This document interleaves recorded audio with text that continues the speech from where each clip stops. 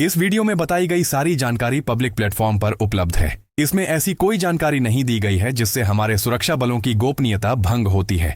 Defence detective सेना का सम्मान करता है और उन्हीं जानकारियों के आधार पर काम करता है जो सार्वजनिक रूप से मौजूद भारत में आजादी से पहले टू नेशन थ्योरी का कांसेप्ट क्यों लाया गया था, क्यों अफगानिस्तान से बर्मा तक फैले विशाल भारत के दोनों तरफ से उसे टुकड़ों में बांट दिया गया था। उसकी वजह यह थी कि मुस्लिम लीग और तब के भारत के मुसलमानों की एक बड़ी आबादी यह मानती थी कि वह हिंदुओं के साथ नहीं रह सकते।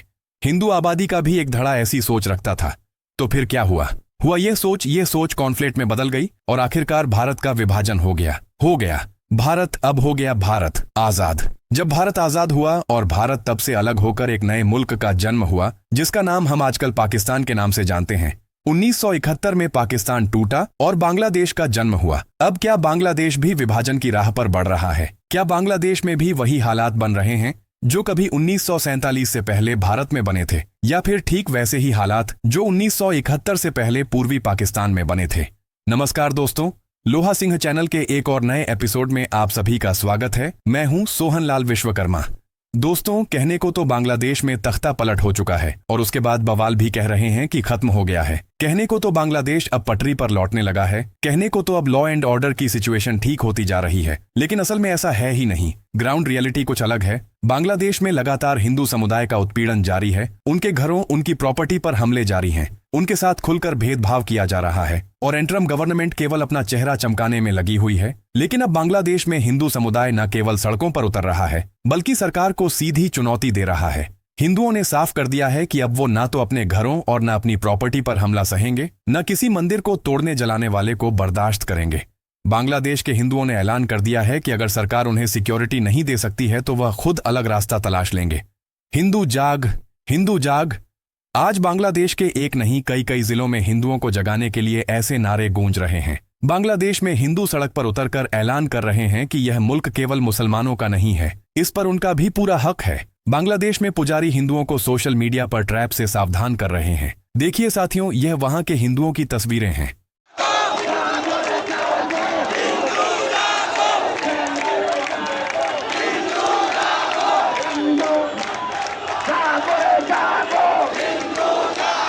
आज बांग्लादेश के एक नहीं कई जिलों में हिंदुओं को जगाने के लिए ऐसे नारे गूंज रहे हैं। बांग्लादेश में हिंदू सड़क पर उतरकर ऐलान कर रहे हैं कि ये मुल्क केवल मुसलमानों का नहीं है, इस पर उनका भी पूरा हक है। कोথায় কোথায় বাংলা ছাড়, কোথায় কোথায় বাংলা ছাড়, বাংলা কি তোর বাপ কাকার, কোথায় কোথায় বাংলা ছাড়। खुलकर ऐलान हो रहा है कि अब बहुत हो गया। अब बांग्लादेश के हिंदू जुल्म नहीं सहेंगे। बांग्लादेश के ढाका और चटगांव में तो यह प्रोटेस्ट हो ही रहे हैं। गोपालगंज और गाजीपुर से भी कुछ दिनों पहले हिंदुओं के विरोध प्रदर्शन की खबरें आ चुकी हैं।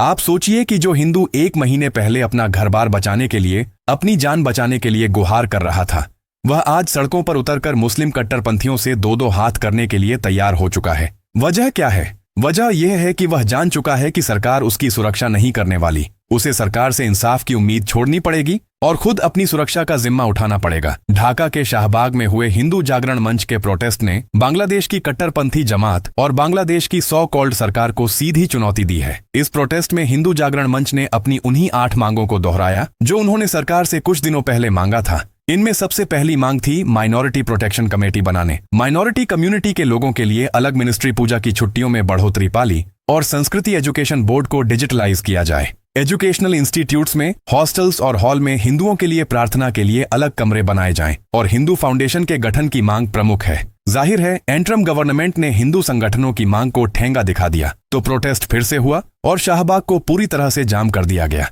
इस प्रोटेस्ट के दौरान हिंदू जागरण मंच के कोऑर्डिनेटर प्रदीप कांति डे ने बांग्लादेश के एंट्री गवर्नमेंट को साफ साफ कहा है कि अगर सरकार हमें सुरक्षा नहीं दे सकती तो बता दें, हम यूनाइटेड नेशन से सिक्योरिटी मांगेंगे। सिक्योरिटी के लिए यूएन के पास जाने का सीधा मतलब है अपने देश की सरकार पर भरोसा ना करना। इसका सीधा मतलब है कि सरकार का इकबाल खत्म हो जाना। और ऐसे में 2 ही रास्ते बचते हैं, या तो एक बार फिर सरकार बदली जाए या फिर आगे का रास्ता अलग चुना जाए। अब देखिए, इसी प्रोटेस्ट के दौरान हिंदू जागरण मंच ने ऐलान कर दिया था कि अगर सरकार ने उनकी मांगे नहीं मानी तो वो और कड़े और प्रभावी अभियान चलाएंगे। देखिए एक्चुअली है क्या कि बांग्लादेश में हिंदुओं के साथ भेदभाव कोई आज की बात नहीं।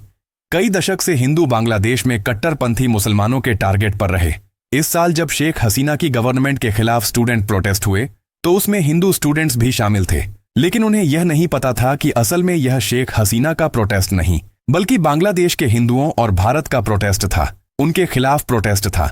उन्हें समझ में तब आया जब तख्ता पलट के बाद पूरे देश में हिंदुओं पर हमले होने शुरू हुए, जो आज तक जारी हैं। बांग्लादेश में मंदिरों को आज भी निशाना बनाया जा रहा है, तोड़ा जा रहा है। यह खबर राजशाही की है। यहां एक हिंदू परिवार के घर पर कब्जा कर लिया गया था, मंदिरों को तोड़ दिया गया था। जब हिंदू संगठनों ने बवाल मचाया तब जाकर एक आदमी को गिरफ्तार किया गया। 14 सितंबर की यह खबर बता रही है कि 35 साल के मुस्लिम युवक ने मंदिर में कर खूब बवाल मचाया। हिंदू संगठन लगातार सरकार से अपनी सुरक्षा की मांग करते रहे, लेकिन उन्हें कोई सुरक्षा नहीं दी गई। सरकार दावा करती रही कि हिंदुओं को पूरी सुरक्षा दी जा रही है, लेकिन यह सब केवल बातें ही साबित हुई हैं। आप बांग्लादेश के लीडिंग न्यूज़पेपर ढाका ट्रिब्यून के सर्च पेज पर हिंदू सर्च करेंगे या फिर हिंदू हाउसेस अटैक सर्च करेंगे तो आपके सामने हिंदुओं की प्रॉपर्टी पर हमले की खबर का पूरा कच्चा चिट्ठा निकल आएगा। फरमजर बांग्लादेश के प्रसिद्ध लेखक हैं और ह्यूमन राइट्स एक्टिविस्ट है फरहाद ने डेली स्टार को दिए इंटरव्यू में साफ कहा है कि सरकार ने धार्मिक स्थलों पर होने वाले हमलों को रोकने के लिए कोई कदम नहीं उठाया। तख्ता पलट के बाद हिंदुओं पर हुए हमलों और सरकार के रवैये ने साफ कर दिया है उन्हें देश की कम्युनिटी की, हिंदू कम्युनिटी की जरा भी चिंता नहीं है। और यह बात बांग्लादेश के हिंदुओं को भी अंदर से बात यह समझ में आ चुकी। इसीलिए बहुत से हिंदू परिवार बांग्लादेश से बाहर निकलने की कोशिश कर रहे हैं, लेकिन यह सबके साथ नहीं। एक बड़ा तबका अब अपने लिए अलग स्पेस चाहता है और अगर यह भावना और भड़कती है तो फिर बांग्लादेश को दो फाड़ होने से कोई नहीं रोक सकेगा। अब आपको बताता हूं कि बांग्लादेश में मुसलमानों में भी तख्ता पलट के बाद एंटी हिंदू और एंटी इंडिया सेंटीमेंट इतना ज्यादा बढ़ गया है कि वह पाकिस्तान के साथ गलबया करने के लिए भी तैयार हैं। इस कदर यह लोग नीचे गिर चुके हैं। बांग्लादेश में तख्ता पलट के बाद वहां के आतंकी गुट और ज्यादा एक्टिव हो चुके हैं। जसीमुद्दीन रहमानी आतंकवादी संगठन अलकायदा के अंसारुल बंगला टीम का चीफ हत्या का आरोप साबित होने पर जेल में था। कुछ दिन पहले ही छूटा है। उसने देखिए भारत को क्या আমি ভারতকে সাবধান করে দিচ্ছি, বাংলাদেশের দিকে খবরদার কুনজর দিবে না।